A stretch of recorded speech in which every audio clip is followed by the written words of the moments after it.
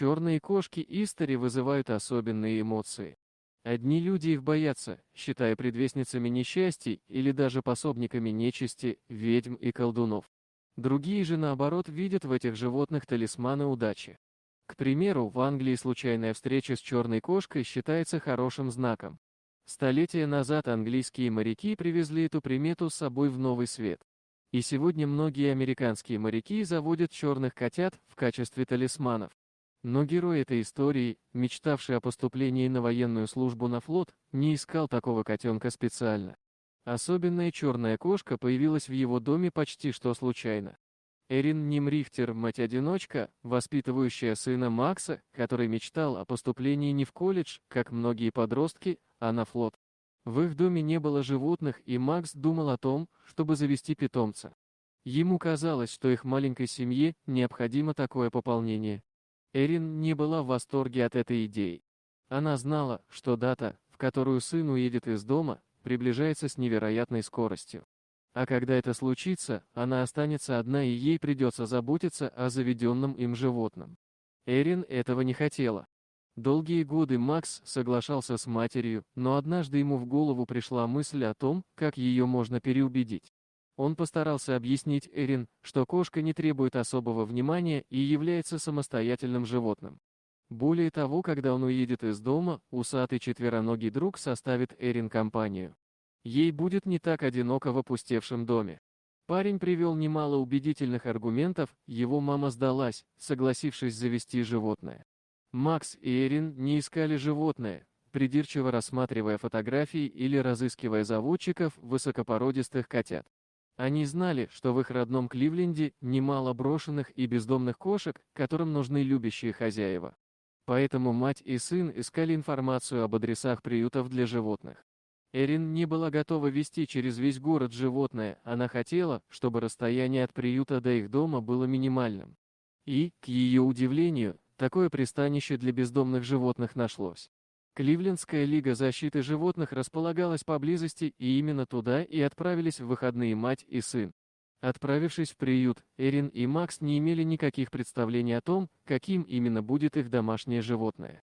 Эрин вообще не была уверена в том, что ей кто-то понравится, а Макс был бы рад любому питомцу. Увидев в приюте миниатюрную черную кошку, Макс понял, что просто не сможет уехать домой без нее. Усатую красавицу звали Юки, и она достаточно настороженно отнеслась к людям. Эрин сомневалась, она не была уверена в том, что Юки будет столь же счастлива обрести новый дом, как ее сын предоставить его. Юки достаточно быстро освоилась в новом доме. Она оказалась вполне дружелюбной, умной, внимательной к заведенным Эрин порядкам и правилам. Кошка не причиняла никаких неудобств и была очень ласкова. Но она с первой минуты жизни в новом доме относилась к своим хозяевам по-разному. Можно сказать, что Эрин она уважала, а вот Макса самозабвенно любила. Впрочем, парень тоже был привязан к питомцу, они практически не расставались ни на секунду. Юки сопровождала его совсем, как собака, следуя за парнем повсюду. А когда Макс уходил на занятия, ждала его, глядя на дверь. С момента взятия Юки из приюта до отъезда Макса в учебный лагерь прошло всего лишь полгода. За эти месяцы кошка стала полноправным членом семьи, Эрин к ней очень привязалась и уже представить себе не могла того, что Юки когда-то не было в их доме.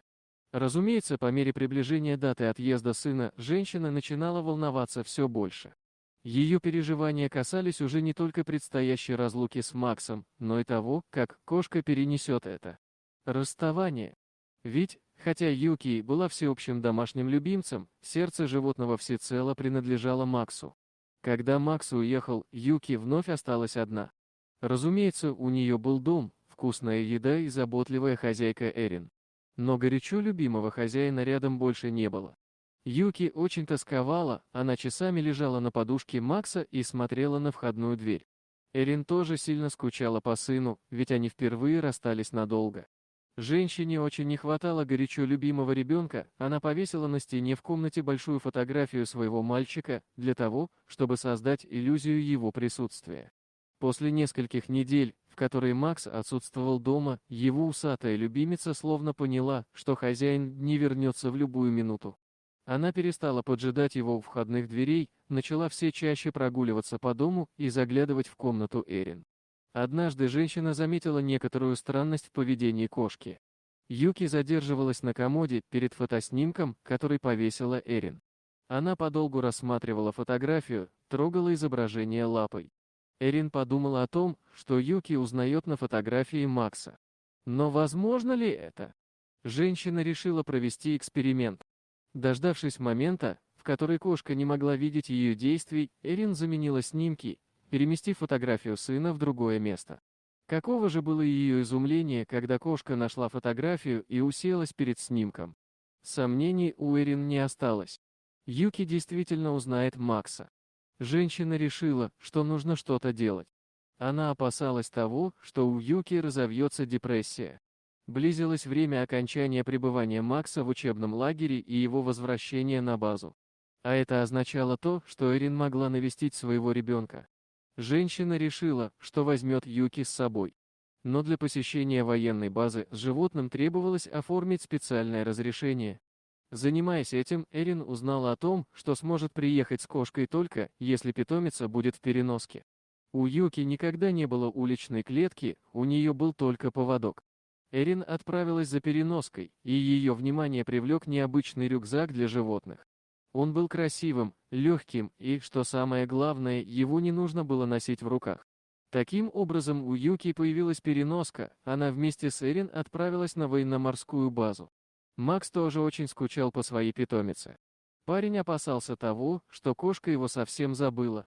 Он ведь не видел собственными глазами того, как Юки долгими часами сидит перед его фотографией и рассматривает ее, поэтому сюрприз, устроенный Эрин, сделал его по-настоящему счастливым.